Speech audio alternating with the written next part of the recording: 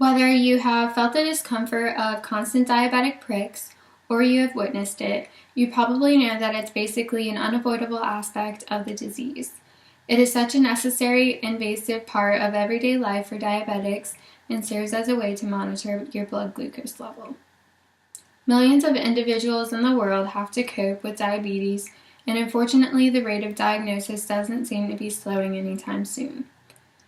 A rather common occurrence that the individuals with type 1 diabetes tend to face is not injecting the accurate amount of insulin into the blood when necessary.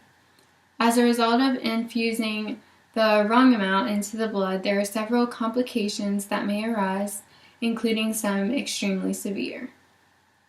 Although the attempt at removing some error has been approached, the use of things like insulin pumps only lasts a short period of time.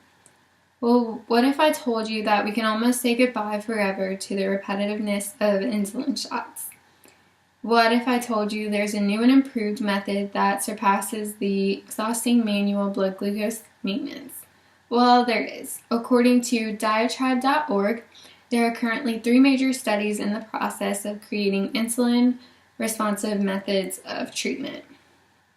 These projects include a glucose-responsive insulin patch, engineered glucose-responsive insulin analogs, and glucose-sensing nanoparticles. The one I want to focus on today is the glucose-responsive insulin patch. Thanks to the hardworking researchers of University of North Carolina and NC State, there is now a patch that can basically do everything on its own. It was created to detect the fluctuations in blood sugar levels and excrete the insulin into the blood whenever necessary, and is said to act like a pancreas as it directly responds to blood glucose levels with necessary doses of insulin. All encased in a tiny patch smaller than a penny lies near 100 microneedles made of hyaluronic acid that are attached to a thin piece of silicone.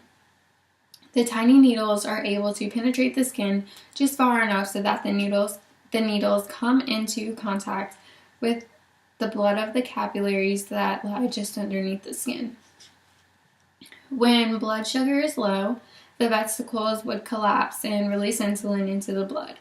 When blood sugar is high, the excess glucose crowds around the vesicles and the glucose is converted into gluconic acid. Apparently, these microneedles maintain standard glucose levels for an extended amount of time.